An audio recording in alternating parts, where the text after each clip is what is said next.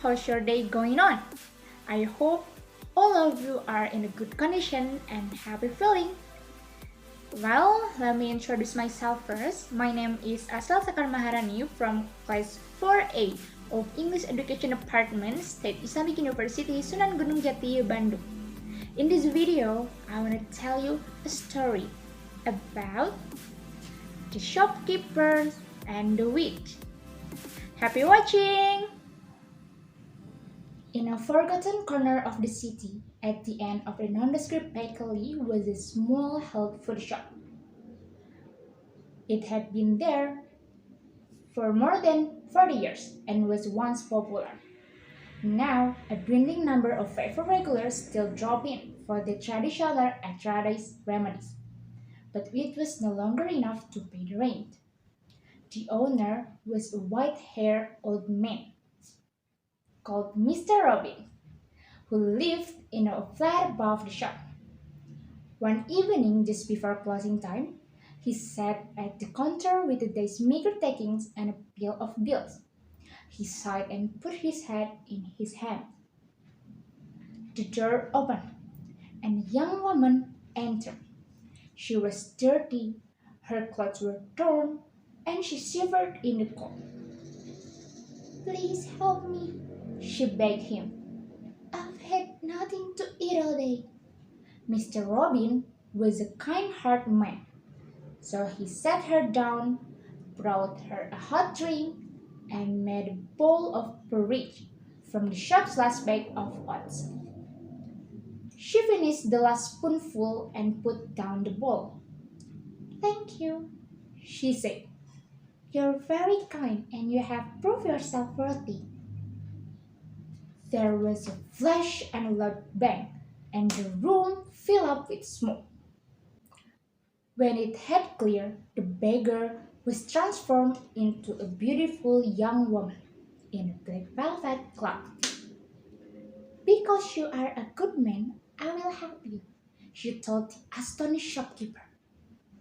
From somewhere in her cloak, she took out a dusty leather-bound book and a cauldron.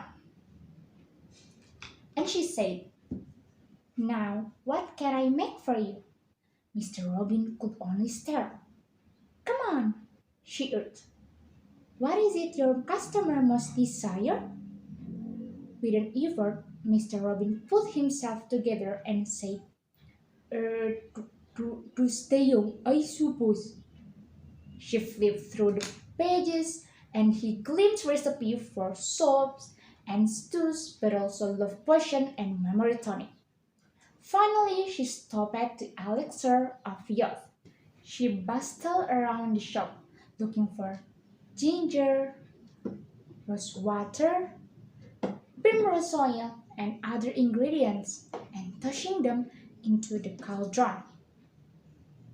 Finally, she muttered, "A hair from a witch head." She pulled out into the mixture and boiled it without any heat. Eventually, she presented Mr. Robin with a tiny vial containing a clear liquid. "Mix and drop with half a pint of water," she said. "I will be back in a month to make more." Then, with a pop, she vanished. There was just enough for 20 doses, so he gave it to the first 5 old ladies who came into the shop. The following days, they returned and brought their friends. Their wrinkles were gone, their hair color had returned, and they had the energy of people half their age. The young witch was as good as her word, returning every month to make more of the elixir. But Mr. Robin could not keep up with demand. He thought that he might be able to make more himself. But it would be no good without the hair from witch head. But she refused to give him more than one at a time. After he had enough money for a good living, Mr. Robbins grew greedy and resentful. On the witch's fifth visit, he was ready. He might not be able to make the elixir of youth, but he could make a strong sleeping draught. When she appeared in the shop, he offered her a glass of wine and said, "To toast our partnership." She accepted and drank. So she collapsed. Mr. Robin carried her up to his flat above the shop, laid her on his bed, and cut off all her hair. Going through her pockets, he found the cookbook. He was looking for the ingredients he needed and busied himself in the kitchen, making bottle after bottle. When he had finished, he looked at the bottles on the table, under the table, on every surface. What difference would one make now? He took a bottle and drank it. Instantly, he felt fresh energy through his muscles. His back straightened, and he took off his glasses and could see perfectly. He ran through the bedroom where he had a full-length mirror. He saw his face was unlined and his hair was chestnut brown. There was a groan from behind him. The witch looked at him sleepy and confused. Then she put her hands to her bald head. Her eyes widened as the realization dawned. Mr. Robin braced himself her anger, but instead she just looked sad.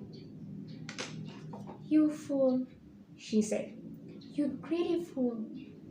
"I'm sorry," he said, "but can you just cast a spell to regrow your hair?"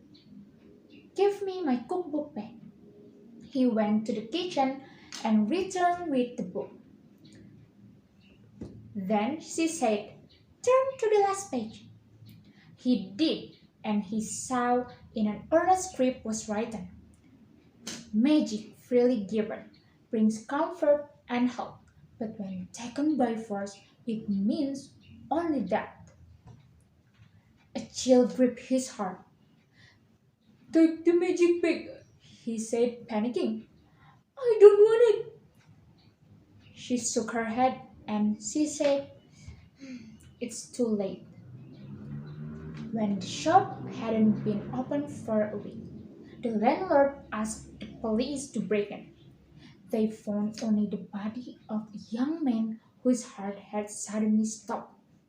No one ever worked out who he was, what he was doing there, or what had become of Mr. Robbins.